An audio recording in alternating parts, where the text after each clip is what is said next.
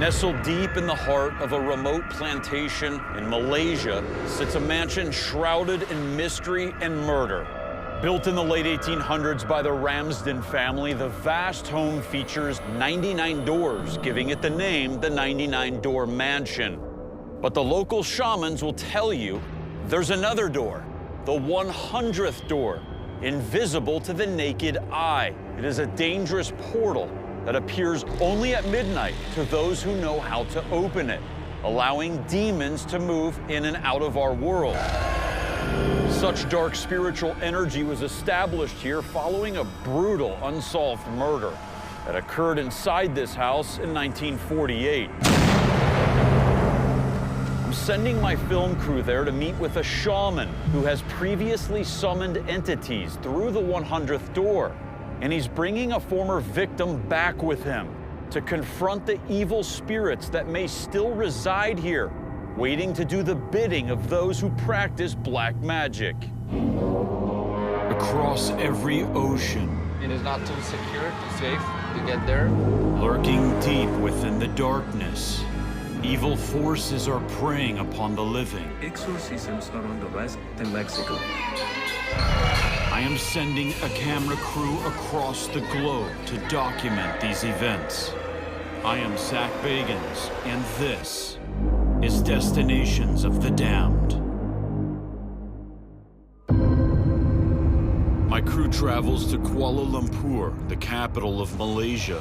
They're exhausted by the travel, but determined to explore this exotic place and its culture in search of clues to reveal what's behind the stories of the powerful portal awaiting them at their destination. It's a long drive across the country without rest from the airport to the Malaysian island state of Penang. The sunsets and the bustling city of Georgetown, Penang's state capital, comes to life as my crew meets up with a historian and translator outside of a local night market where he tells us the terrifying story of the brutal unsolved murder that occurred at the 99-Door Mansion in 1948. The mansion sits on a 55-acre plot of land.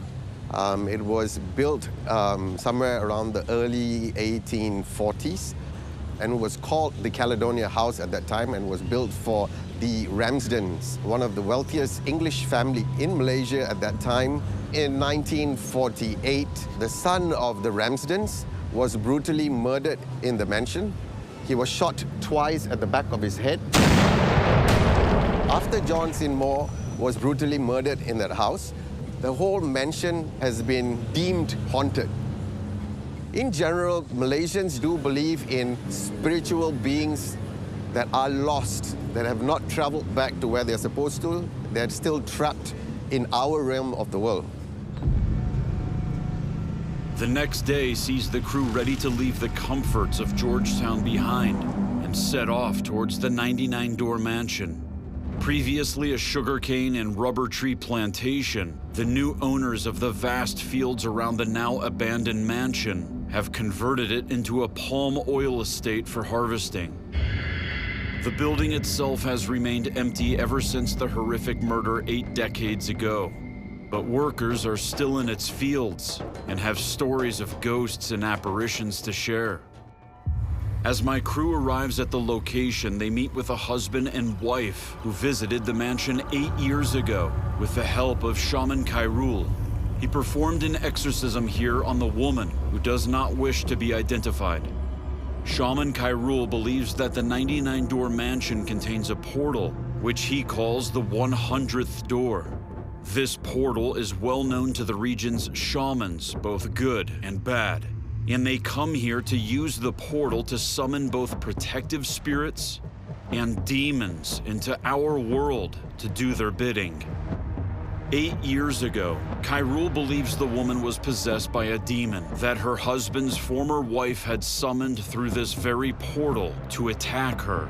But the portal works both ways, so back then Khairul brought her here to perform an exorcism and to return this dark entity back through the portal from which it came. The 100th door is a theoretical in the Black Shaman books. It will open 100 door. One door that will call a bad entity. The woman is returning here now to see if this evil entity is still present and whether she is strong enough to confront it. As soon as she reaches the mansion, she is immediately affected. Istighfar. Chris, ask how she's doing. Okay? Are you okay? Dia bawa ke Kerol. Benda tu sampai balik.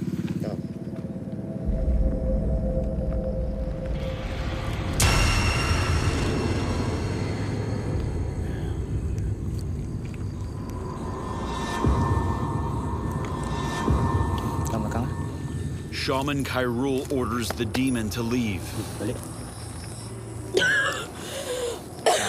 Tarik nafas. This is basically what she was afraid of.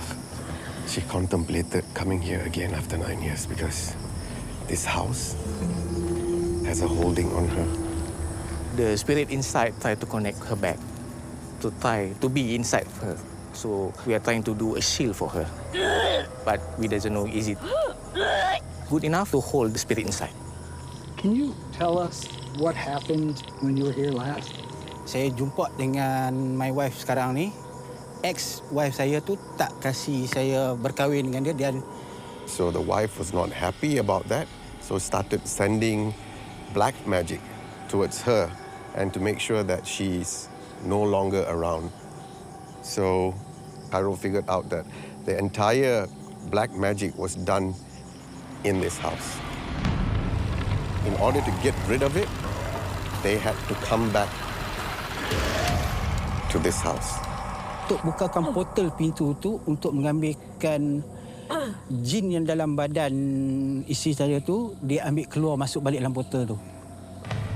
Immediately after she was cured by Cairo, she somehow developed the third eye. She can feel, she can sense, and she can see the paranormals. Just be nice and just ask for permission. So it will leave us alone. If the location have a bad entity, usually I will cleanse the place. We know that this place is being used for a black magic, a black shaman. One of you can come, but be close to us. Shaman Khairul and his assistant Eddie enter the mansion with one of our camera operators to make sure it is safe before the rest of the crew goes inside. Eddie uses salt to purify the space as Khairul offers blessings.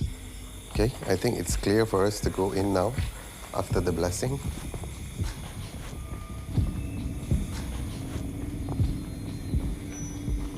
So, this staircase specifically, as John St. Maur was walking up these stairs, 4 shots were fired upon him. 2 shots hit right center on his head.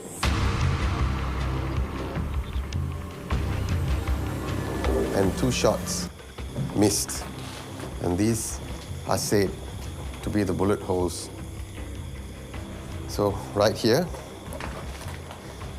the body of the deceased was found, top part of the body here and his legs down there.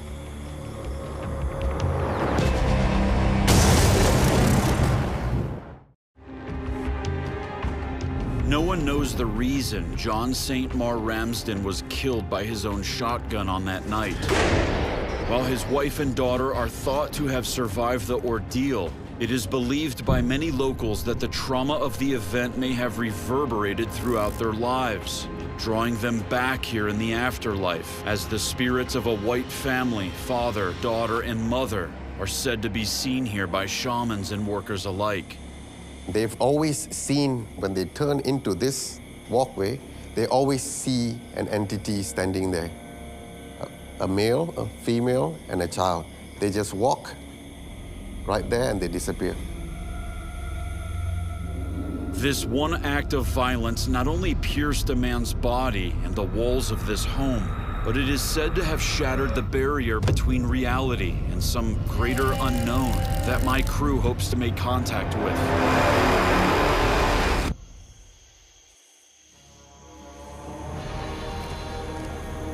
Over the years, most of these rooms were used for rituals, black magic. So there were blood stains on the ground. I'm not very sure whether if it was blood stains from human sacrifices or animal sacrifices. We know that a long time ago, people come here to test their spiritual energy. As a black shaman, they will test if they can call upon a bad entity in a high rank. Sometimes they will use sacrifice. In a long time ago, they will use a human being as a sacrifice. And right now, they use crow blood, so they can use that to hurt people. Maybe they want to kill them, or maybe they don't want them to live happily. For me, this area has the strongest energy in the entire house. According to Cairo, all the main rituals takes place in this room. Over the years, a lot of people have broken into the farm, broken into the house to perform rituals. Bomos, as they call it here, those that practice black magic. They come here in this room, they sit in this room, and they practice the voodoo. As you can see, just with this candle, just one candle, and that person sits here overnight to test your willpower and your courage. What do these dark magic practitioners hope to call through here?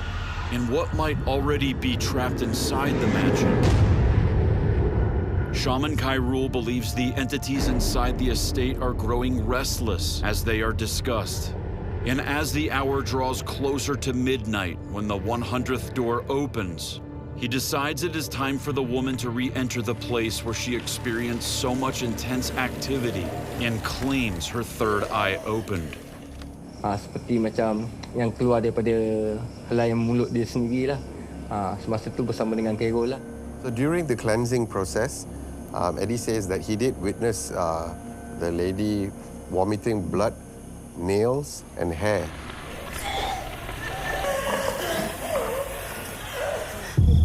Apa perasaan Kak masuk dalam lepas 9 tahun? Asal kita. She wants to fight her fear. And try and do it. Wah, dia masuk bilik tu, bro.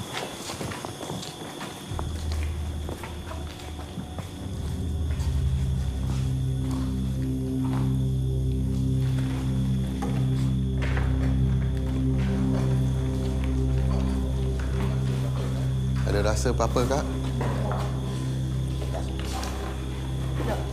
She's not feeling anything yet, as of yet.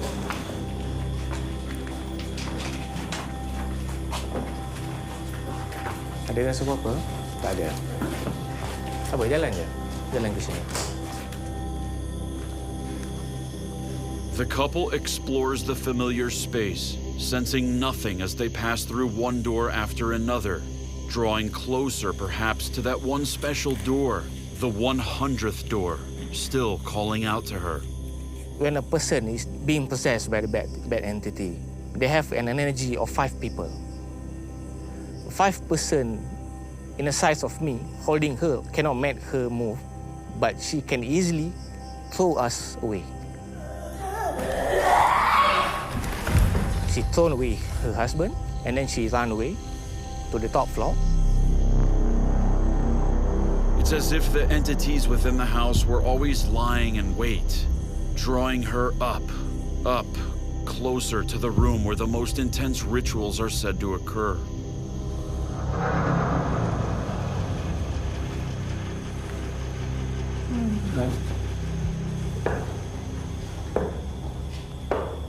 This is a method of calling a good entity to help people. That in Malay we call it bunian. So I use this stick to knock on the floor to call upon them. Pejam mata.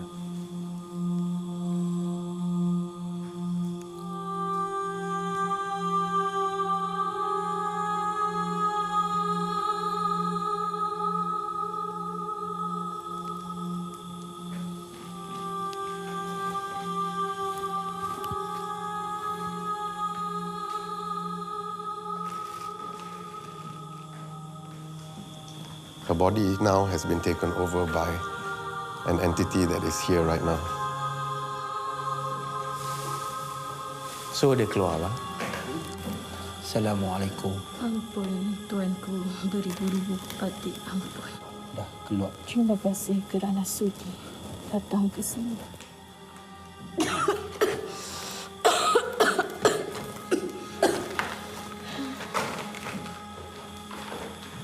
So she was speaking Malay, but it's not the normal Malay that she was speaking. She was speaking the palace Malay. People who are from the lineage of the sultans speak that Malay. Is there a bad spirit here? It's a lot.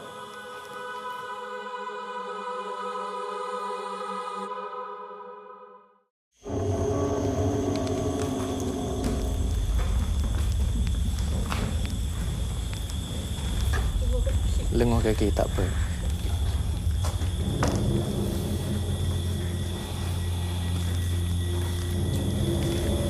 Bagi, kalau dia nak masuk, bagi dia masuk. Tak apa, kita orang ada. Tak apa, kita orang ada. Relax. Jangan layan berat tu, relax. Tarik nafas. We are trying to call the entity to possess her so that she can confront and her husband can confront the entity. Belakang ni. Sini. Tak di sini.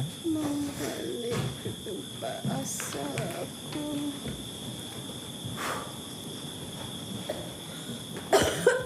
Puan, dia bukan cakap bahasa Melayu tadi kan? Apa bahasa Melayu? Kita pun tak pasti, tak sempat nak. Tapi bukan bahasa Melayu lah. Again, she spoke in a different language. It wasn't Malay. It's a bit foreign to all of us. We've never heard that language before. Tahu bahasa tu tadi tu? Tadi bahasa tahu tak? Ingat tak? Tadi awak cakap apa? Ingat. Tak ingat. She has no clue of what she just said. Atau bawa?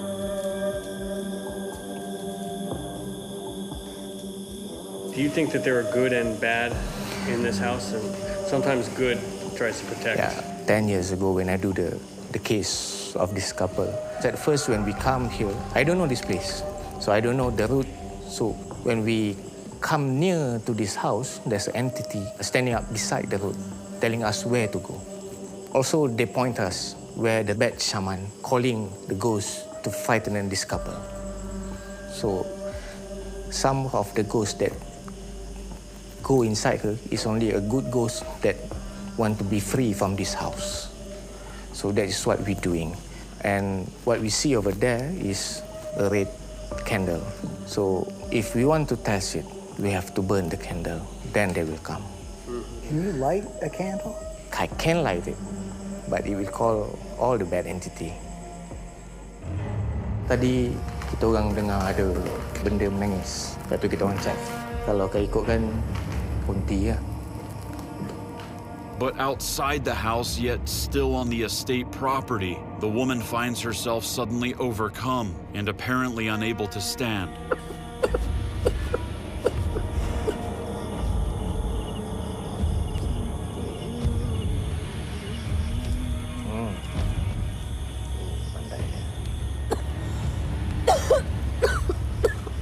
Kaki dah okey belum? Okey dah. Dah okey? Depan je. Keluarlah. Tak larat lah. Kenapa semua ada kat sini ah? Ini bukan tempat kalian. Sila beredar daripada sini. Mengerti? Bukan tempat kau juga. Aku ingin bagi tahu. Tahu. Bukan buat sakit dengan dia. Tahu. Semua balik. Pulang. Salamnya mana? Balik. Aku boleh balik. Tapi kalian semua mesti balik. Assalamualaikum. Waalaikumsalam. Tahan, Mak.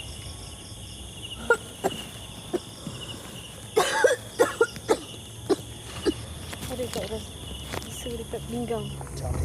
Okay, so the language that the lady spoke in the upper level that we could not identify the language, we just found out from one of the local crew. It is native to Bali. It's spoken in the Bali palace. It's not it's not a common language. Nobody speaks that language anymore, not even in Bali. Can you ask her if she knows that language? She has no clue what she spoke. Aduh, sakit. Tak apa, bagi dia turun slow.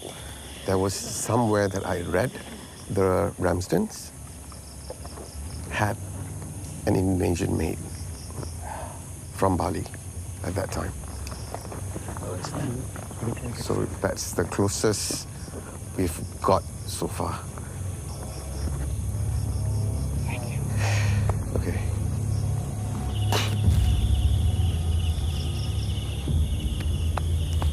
Okey dah.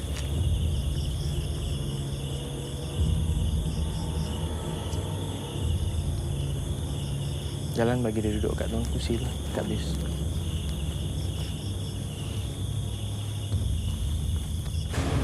It shows how genuinely fearful Shaman Khairul is of the energy inside this house tonight, that he has chosen not to light a candle upstairs because he believes it could put my crew and the woman in a potentially fatal situation.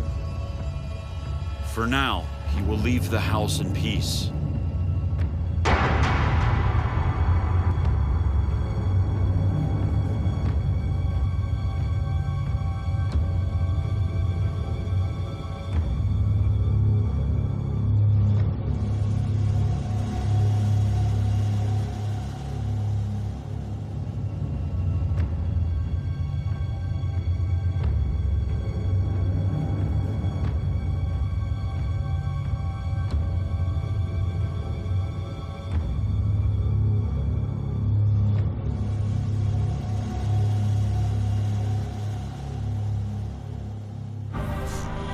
Next, the crew travels to the other side of the world, where a different kind of gateway lies, and this one is in plain, terrifying sight. There's a ghost town in Chile's Atacama Desert that is so feared, no one speaks about it. Within this town lies a cemetery that is said to contain a vampiric entity that feeds upon the souls of the dead through their exposed graves. Graves that have been desecrated to the point that the crosses themselves have turned black as night. Many believe when you enter this town, your soul transcends to another dimension while your body suffers the punishment.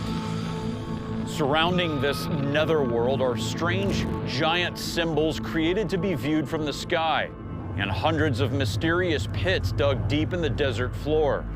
My film crew is heading to the edge of the world to find out what's possessed this cursed cemetery.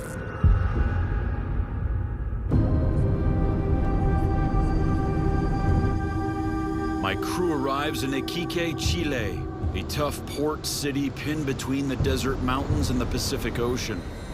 They meet up with a psychic medium, a UFOologist, and a paranormal investigator who have taken the ultimate risk by entering the forbidden La Noria cemetery at night. They claim they've suffered attacks and even possessions there. But being investigators, they say it's worth the risk to their own lives to experience this otherworldly activity, exposing to the world that something very supernatural is occurring in one of the most hostile places on Earth. La energía está tan impregnada que se transmite a cual persona que esté ahí, pero que sea tan brutal. Eso me deja realmente con la boca abierta de tanto asombro. La Noria is a former mining town in the Atacama Desert, the driest desert in the world. The town was built around the mining of saltpeter, a valuable mineral that's used in gunpowder that fueled wars around the world. But a different kind of battle took place in this region when a bloody workers' strike among the area's miners in 1907 led to the massacre of 2,000 people, including women and children who had traveled from the local mining towns like La Noria to organize an Iquique in what became known as the Santa Maria School Massacre. It is said some of the victims, including minors, their wives, and even children who were killed by the Chilean army, are buried at Lenoria Cemetery.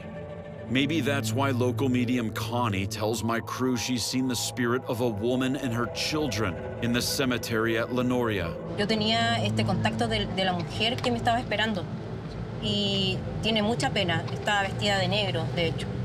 Y en algún momento cuando ya estábamos en la investigación, yo la siento que me iba a matar, pero yo en todo momento sentía que era una trampa. Connie has a terrifying warning from my crew. She fears for their safety going into Lenoria, unprepared. Did she have any concerns about visiting Lenoria? Estoy preocupada por ustedes. She's worried about us. The worry stems from Lenoria's most dangerous being.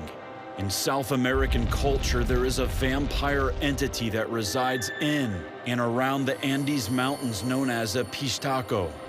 This legend was first referenced in 1574 by a priest named Cristobal de Molina. This cannibalistic vampire feeds on the fat and flesh of the dead, which makes sense why so many graves are exposed here in this hellish ground. Predating the Pistaco vampire is another figure located just miles from Lenoria, near the eastern slope of the Serra Unita Hill. That is the largest humanoid geoglyph on the planet. Researchers estimate that the mysterious figure was created sometime between 800 and 1400 AD. The legends of Lake Titicaca claim this geoglyph may be connected to the Andean deity Tinupa, the god of thunder and lightning. It may also represent a shaman with the power to invoke spirits. According to Lewis, the UFOologist, others believe the Atacama giant represents an alien being that visited Earth in the ancient past. And if that's true, what made this extraterrestrial visit Lenoria 600 to 1200 years ago? Is it because it's a doorway to another dimension? La rama de la ufología que se llama paleocontacto estudia la incidencia de seres alienígenas con nuestros ancestros. This field of study believes that the region's ancient human inhabitants coexisted with these alien beings and left a record of this contact carved into the desert floor. Y en Chile, en la zona norte, hemos encontrado evidencia como el gigante de Tarapacá y otros. Even with modern technology, the time and effort required to create something of such enormous scale would be impressive. But for an ancient civilization to accomplish such a feat is nearly beyond comprehension. Is it possible this was achieved through the assistance of more advanced entities with the benefit of an aerial perspective? In addition to the thousands of geoglyphs in this region, there was another unexplained discovery here that many still claim was extraterrestrial. In the late 1990s, a collector hunting in the ruins near Lenoria's church discovered a tiny mummified skeleton about 6 inches long. It had 10 ribs on each side instead of the normal 12, and an elongated skull with enlarged eye sockets.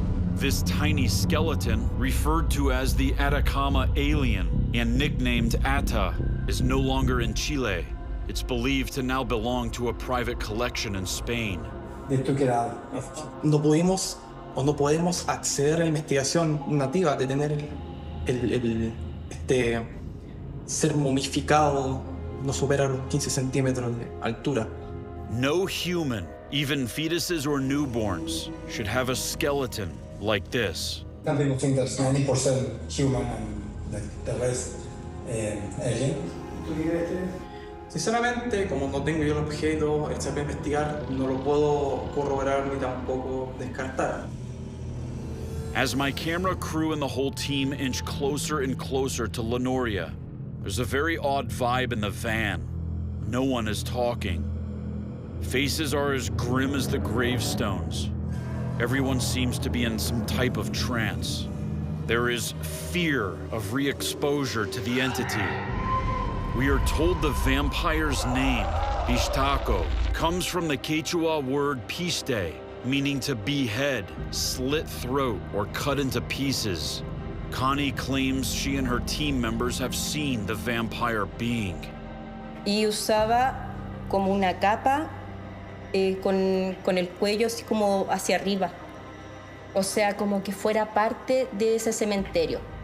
Y es ahí cuando converso con el equipo y decidimos ponerle fin a la investigación por correr riesgo de nuestras vidas.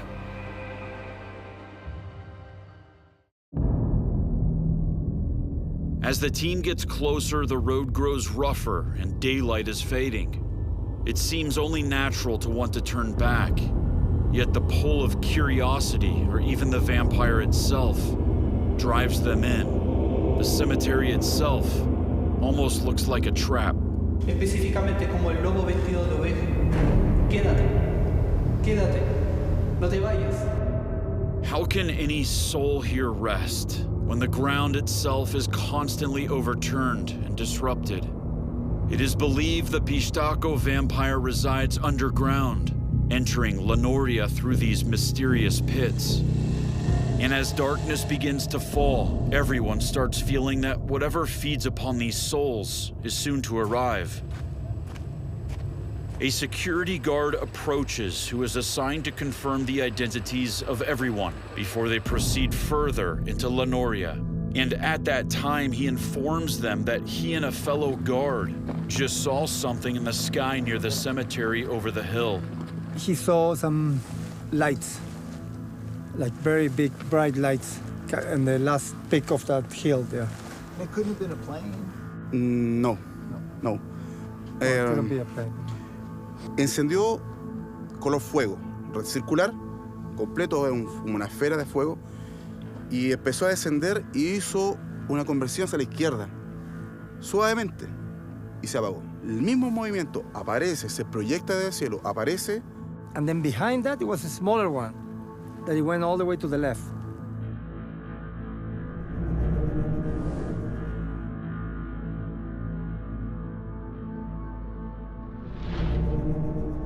Estamos rodeados de muertos aquí. ¿Tú crees que hay espíritus acá? Sí. Yeah, he thinks, yes.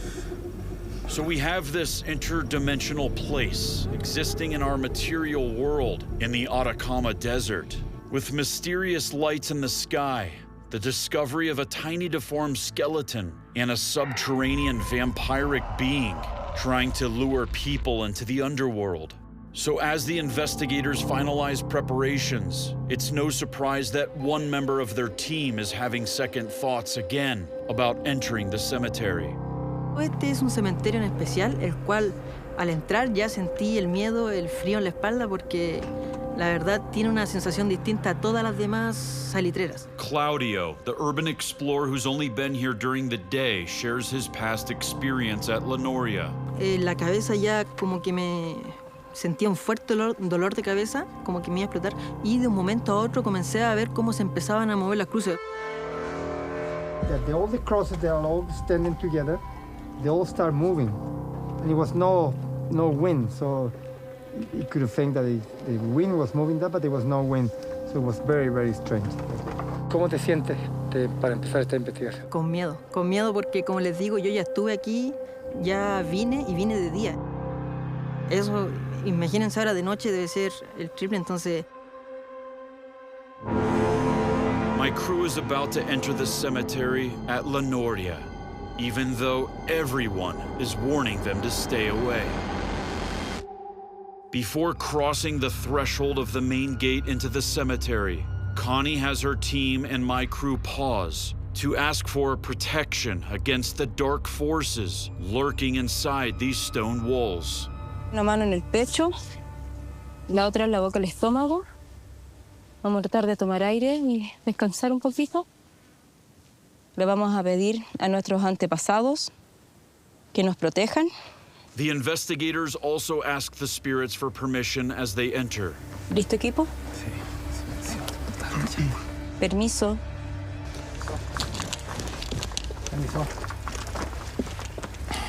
Hola, Noria. ¿Cómo estás?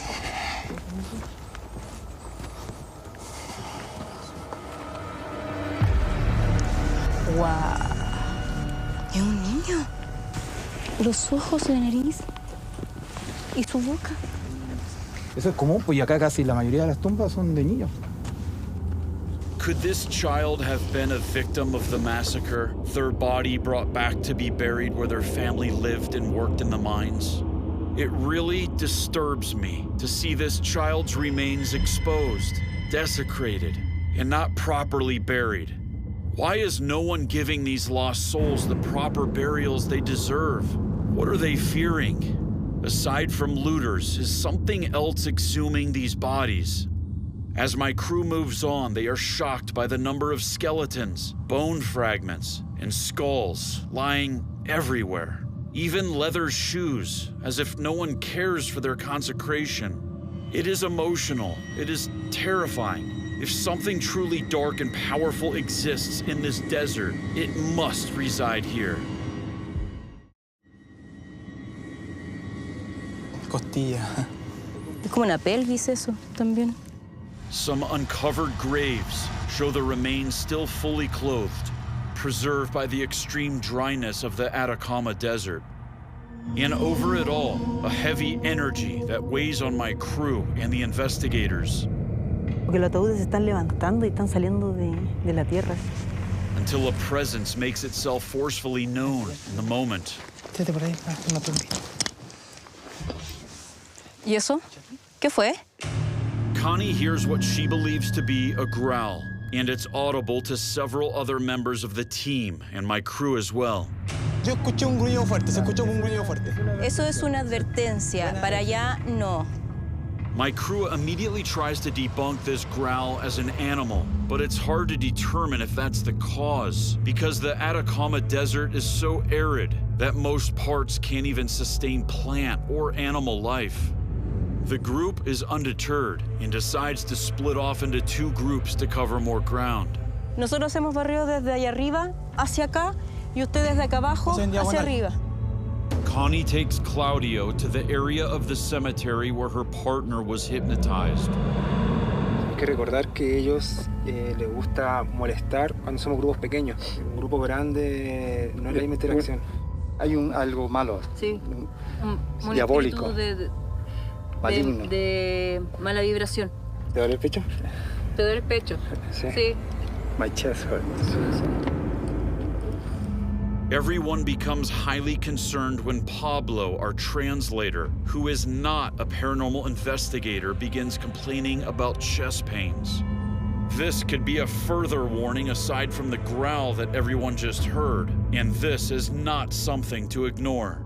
One of the team members points out his chest pains have occurred at the grave of Joseph Dixon, a wealthy Englishman who is said to be a victim of witchcraft.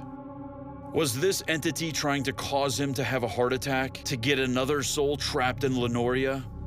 The attacks may intensify as Christian, Lewis, and Walter focus their attention on the grave of Joseph Dixon. His grave has been repeatedly desecrated, perhaps as a form of ritual intended to draw forth those negative energies. Walter begins using a specialized LiDAR sensing camera to see if they can capture an image of the entity. Si hay alguna presencia que se quiera interactuar al frente de esta pantalla, por favor aparezca. Delante creímos escuchar un gruñido muy fuerte, muy impetuoso. Estamos grabando, así es que alguien nos escucha, ¿podría repetir ese momento, por favor? Muchas gracias. Muchas gracias. Gracias. Vamos, amigo, vamos, amiga, tú puedes. Está muy bueno. Espera que ellos te vean para que vean la evidencia. Walter is claiming he just captured a figure rising from one of the graves behind Lewis. And upon reviewing his footage, it does appear clearly for just a moment and never maps again. Coincidentally, at the same time, Claudio feels something around him, which Connie feels is the same dark force. Claudio later describes it as feeling like wearing a heavy backpack, pulling him down, as if into the ground. De alguna manera siento que él es el líder de acá. ¿Cómo sé que quizás es un demonio? Es porque no deja que los demás espíritus trasciendan. el espíritu que está acá, de alguna manera, ha descompensado a alguno de los integrantes de este equipo. Por ende, y por su resguardo de salud, nos vamos a retirar. Connie makes the critical decision to vacate the cemetery immediately, and in that process, she begins to complain of severe pain. Sí, me duele caleta. Me duele más que me molesta, me duele. She then notices something is wrong with Claudio again, and immediately begins conducting a cleansing ceremony on him, so he does not take this attachment home with him. Y empezó con dolores en sus riñones. Eso quiere decir que fue drenado energéticamente, sacaron su energía vital para poder manifestarse de alguna manera.